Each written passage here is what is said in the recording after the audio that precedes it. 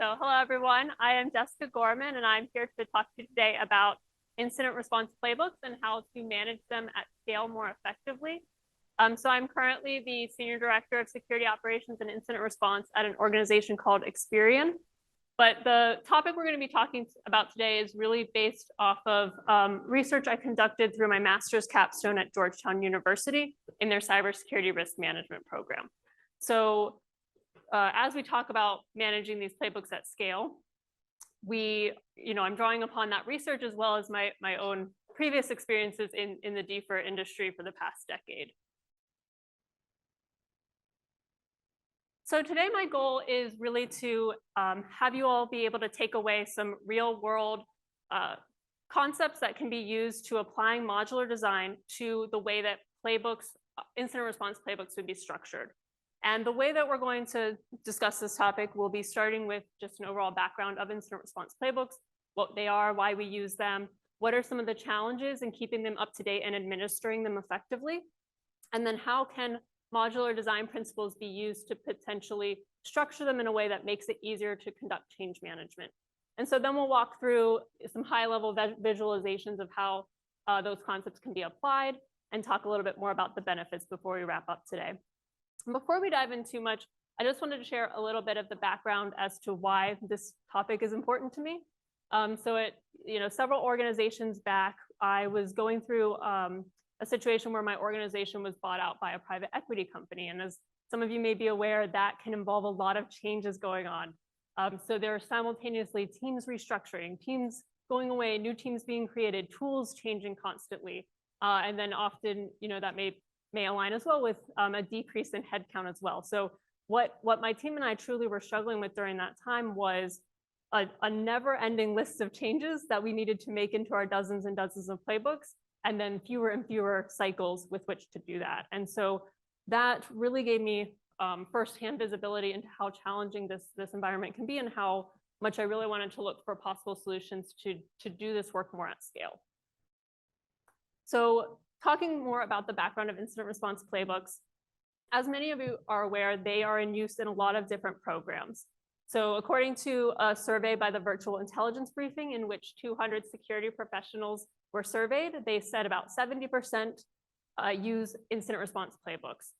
When we use the phrase playbooks, this is referring to a set of defined processes that list the response that you would expect the team to be able to take, typically customized from a threat scenario.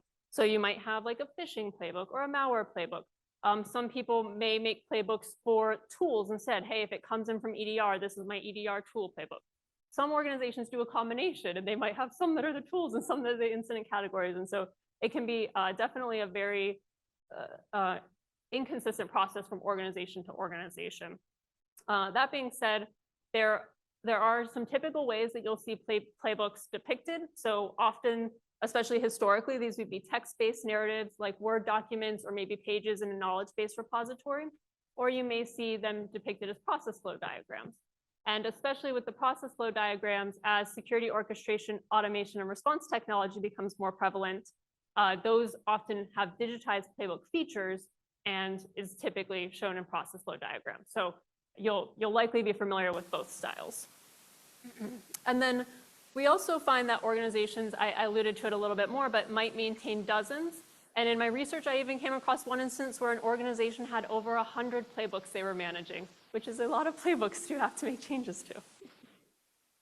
So why do we care about keeping our playbooks up to date? So we like to have updated playbooks because firstly, they can help us meet compliance and regulatory requirements. There are a number of different control frameworks that talk about maintaining and having established processes.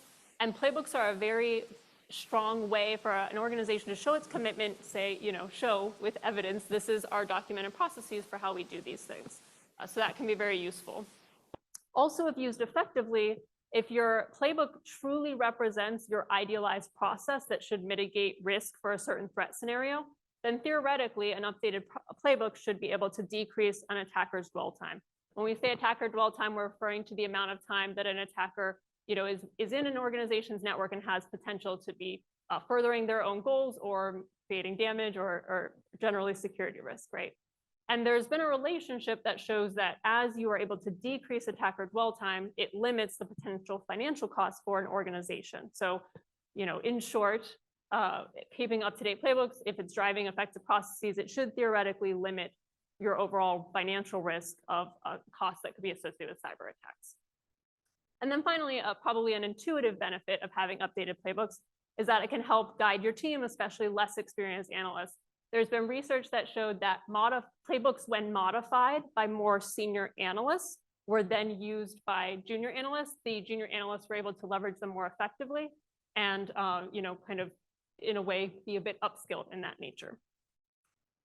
So organizations have a lot of incentives for keeping their playbooks up to date. However, as we've been talking about and alluding to, it is a challenge. In the same virtual intelligence briefing survey, 52% of the security professionals surveyed said that IR playbooks are rarely and or not updated frequently enough to capture and incorporate best practices.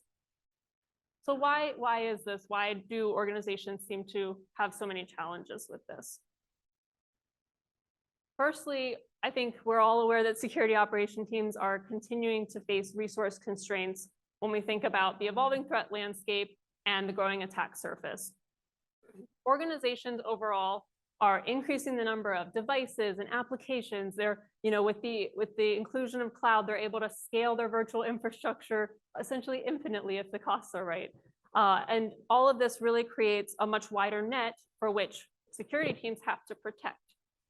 Also going along with that is an increasing volume of security data coming from that attack surface, right? So every device, every application, these are all generating data, security logs, application logs, et cetera, that the security team ultimately has to be able to extrapolate patterns from and be able to detect and analyze from as well. And what we're seeing even with the introduction of AI as well, it represents great potential for some of these things. At this point in time in the industry, AI is being used more heavily in the SIM space to help with detections. And so it is able to do a lot of hopefully helpful things, extrapolating patterns across all that growing data. But what we haven't seen yet is AI scaling as much in that response space. And it's starting to get there and it's starting to move in the right direction. But as Mary alluded to this morning, that trust but verify piece is very important. And it's very challenging how do you decide you can trust AI enough to do that response, right? So that's been a bit of a lag in that regard, making it even more challenging for a security team to be able to keep on top of all of its detections. And then we think about the evolving threat landscape as well. I think everyone here is likely aware of just the increasing supply chain attacks that have been occurring in the industry and how quickly threat actors can scale those attacks globally. And especially when we think about the implications of AI in that future, it creates a really challenging environment to operate in. So we've got these security teams that have a lot on their plates. It's not maybe the most fun thing to have to go and update all those playbooks anytime something's changing, and things are changing often. They can change because of external or internal factors which influence the processes. So when new threat actor techniques come into play, you would potentially want to update your playbook and be able to call out, hey, this is a different technique or an improved technique for mitigating that. When we think about lessons learned being conducted post-incident, oftentimes you may find that you want to make a couple tweaks here and there. For example, perhaps you observed in one matter that with an escalation of a certain severity level, you want to be able to add an extra person to that notification change when it's a higher level severity. And so that might be something that would have implication for many of your playbooks if they all follow a similar process in that way. And then as I mentioned in my own personal experiences, organizational changes can be very impactful as well. Say that you used to notify a certain email distribution list in the IT team, and that IT team is no longer there, and that distribution list is no longer there. And you could even theoretically execute that process in multiple playbooks. It might not just be in one, which can really start to rack up the number of changes that you would potentially need. An example change we're going to be leveraging throughout the discussion today is thinking about the concept of, let's say, our sandbox is changing. So, perhaps your playbooks, multiple of your playbooks probably talk about conducting analysis on suspicious files. And we would say that, so if the sandbox is changing, you'll likely want to go make some updates and help make sure that the analysts know where they need to be looking for that resource. So as we've been starting to outline here, when we think about traditionally designed playbooks, especially ones that are stored more in Word document formats, they often share common processes alongside them. So I've done a little visual here of playbooks A, B, and C, and let's pretend that they all maybe have the same starting step. That might just be looking at the detection. But then maybe your phishing playbook goes and does something more where it's looking at mail logs. And then your other playbooks, maybe they're more looking at the EDR. And so they can kind of flow and separate from there, but then they might still have some things in common, like oftentimes like your closure processes might be very similar. And so you'll see these bits and pieces of shared common processes, but also a lot of inconsistent processes as well, and it can be a little bit of a mix and match. And so what this means is if we think about our sandbox example again, pretend that I do use my sandbox in step 1 of A, B, and C. If I have kind of written those each individually, even though it's just one change, I'm going to need to potentially spend hours or even days to go into playbook A, playbook B, playbook C, and make sure I go and make that change about the sandbox and conduct that review manually and make sure it all looks good.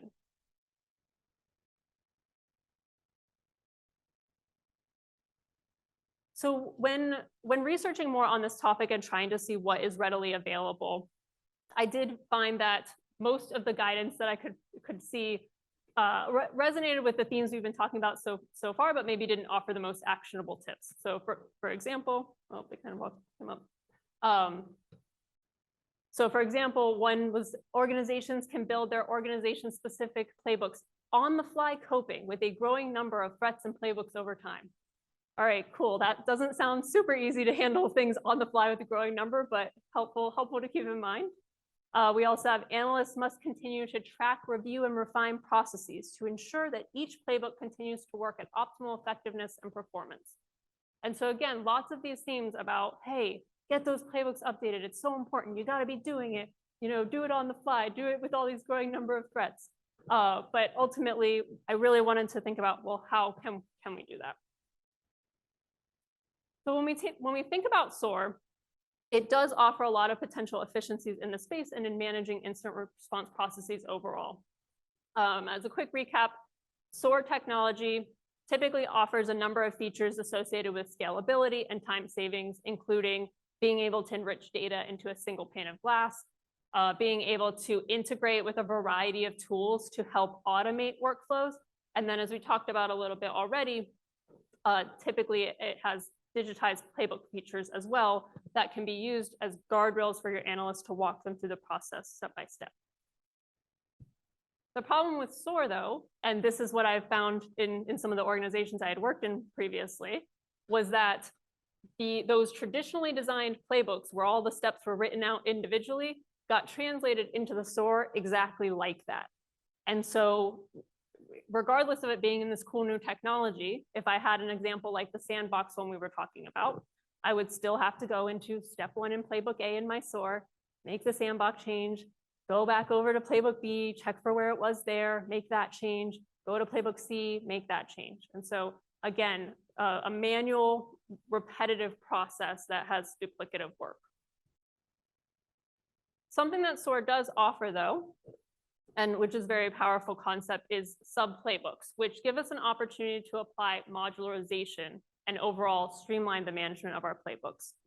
So modularization is defined by the Modular Management Organization as the activity of dividing a product or system into interchangeable modules to create a flexible system from the unique building blocks. And what I've found is that SOAR vendors might call these a couple of different things: sub-playbooks, blocks, sub-flows. But no matter what it's calling it, it's essentially referring to a mechanism that we can use to organize our processes in a modular format, so that way we can call upon them from other playbooks. And so if you have code development experience, this probably would resonate with you quite strongly. For example, if you have code you're going to be reusing a lot, you might store that in a method.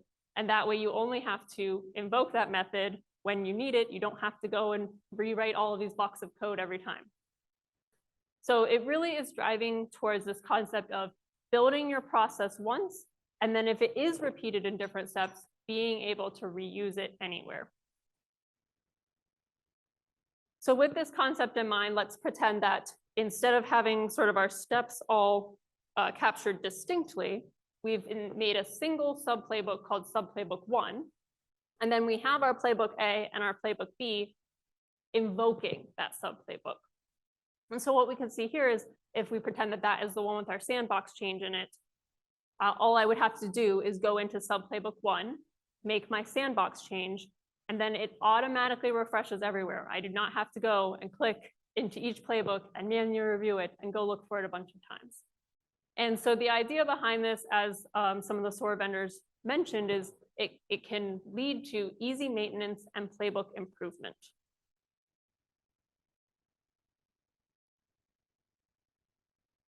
Dismiss this, give me 1 second. Go.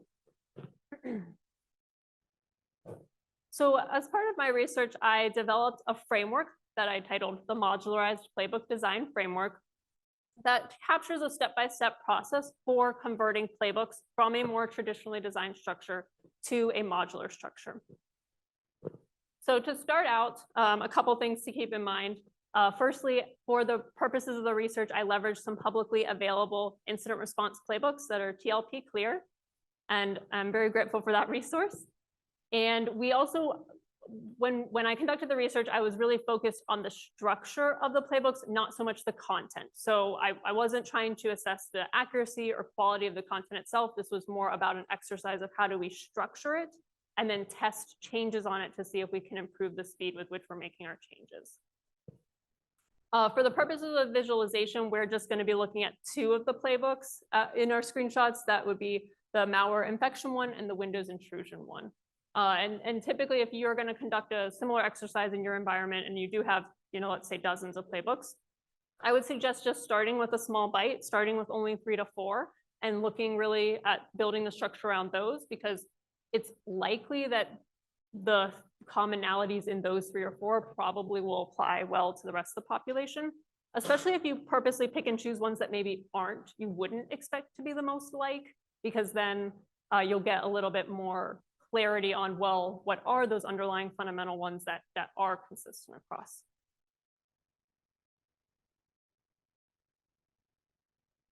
So the first thing we're going to be doing is taking a look at that set of playbooks and thinking through where are those common structures. First here, I'm just making a template, I'm making a blueprint, I'm really almost defining the headers for the structure of the overarching process that I apply to essentially any kind of threat scenario that I'm trying to establish a playbook for. And so in this example, there were some common themes like lessons learned, identification, and so I brought those over into a sample master playbook template. And for simplicity's sake, in this visualization, I've only put 4 phases of the master playbook: identification, triage analysis, remediation, and lessons learned. But in a real world scenario, you would probably want to consider the full IR lifecycle and draw upon those themes, because again, if we think about the IR lifecycle, that tends to dictate the phases of how you're performing an investigation, almost regardless of the threat scenario. So this might be elements like an ingestion section, an escalation section, closure steps, etc.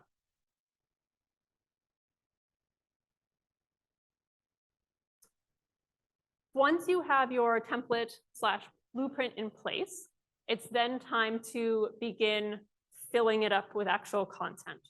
And so this part of the process refers to really diving in deep now into your playbooks and looking for a couple different categories of changes. So the first would be equivalent or similar processes. These are processes that, like its name, are essentially identical. This is going to be ones that really you only have to build at that one time, and it's going to be referred to in probably a lot of your other playbooks because of how consistently it's used. And so in the example we were looking at, the lessons learned section was consistent across each of the playbooks, describing sort of the hot wash and what went right and wrong in an investigation. So this was a very easy one to nominate as a category 1 change.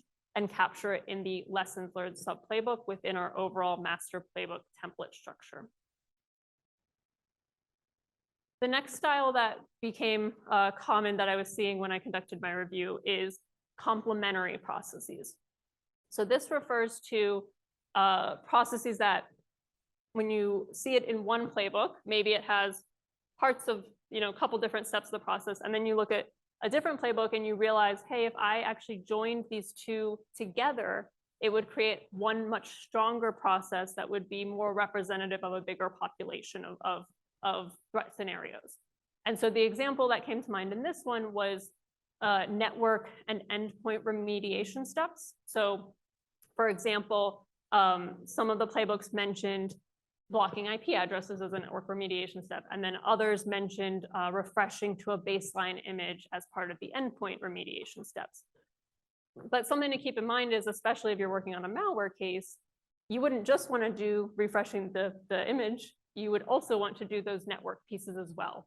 And so what I was able to do is say, hey, some of these playbooks, they seem to need both network and endpoint components.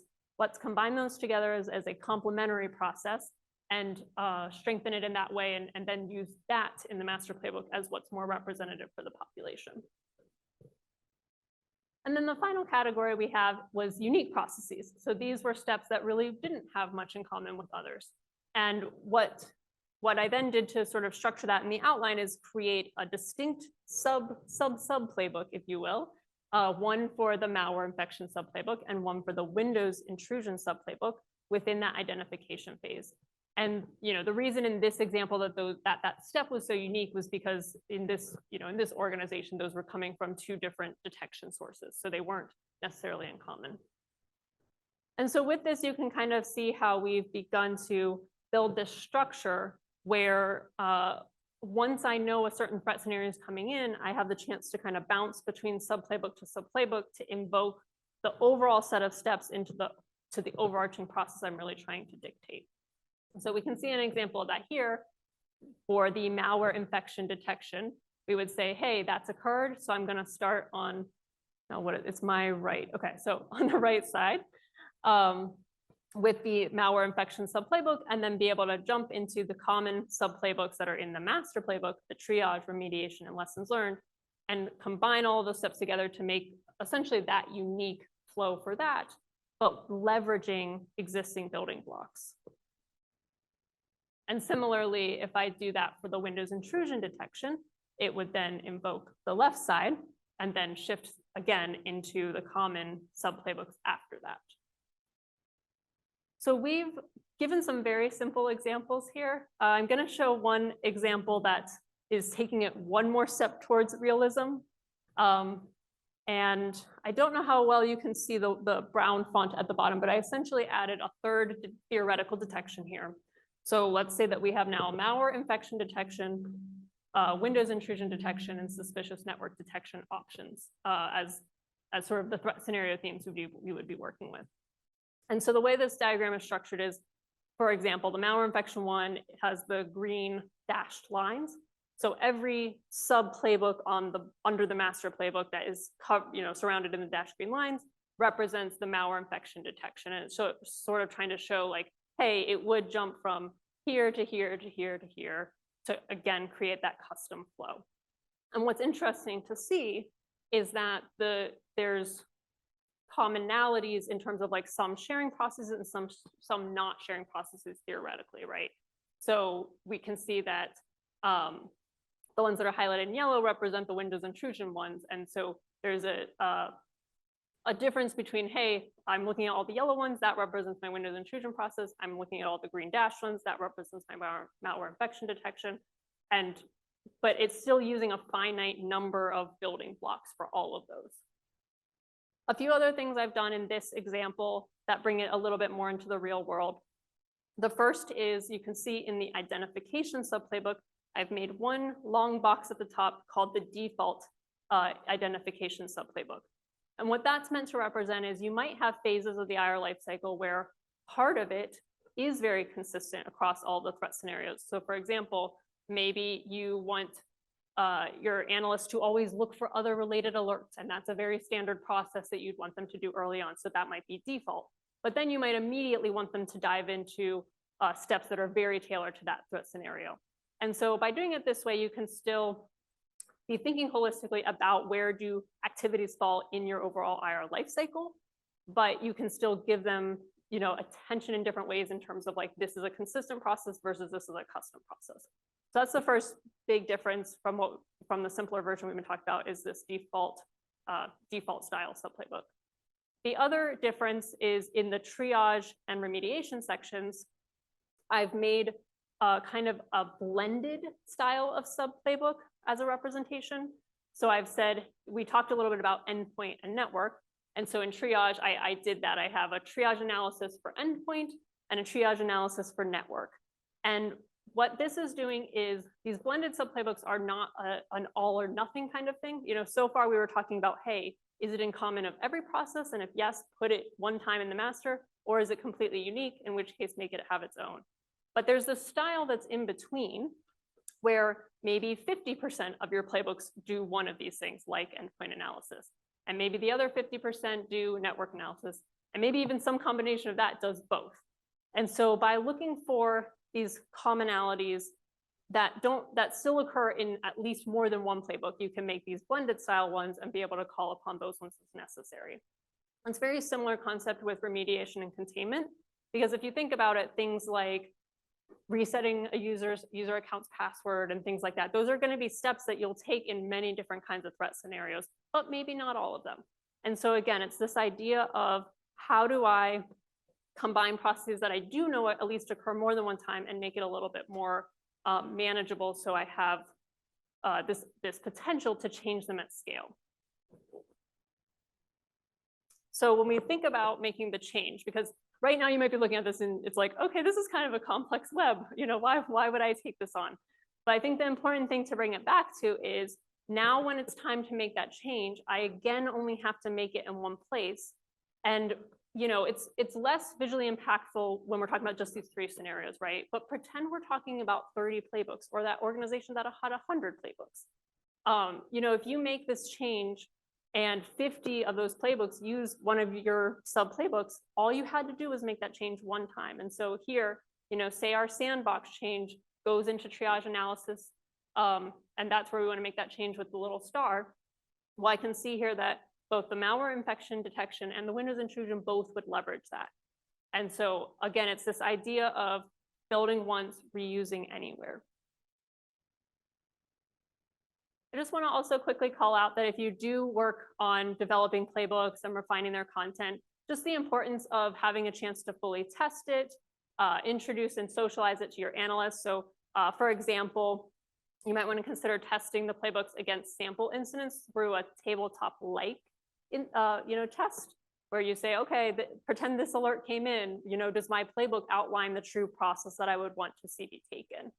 And I recommend also including multiple analysts during that to be able to get multiple perspectives and overall be able to incorporate a variety of feedback before then ultimately socializing or training analysts on those new playbooks and moving them into production.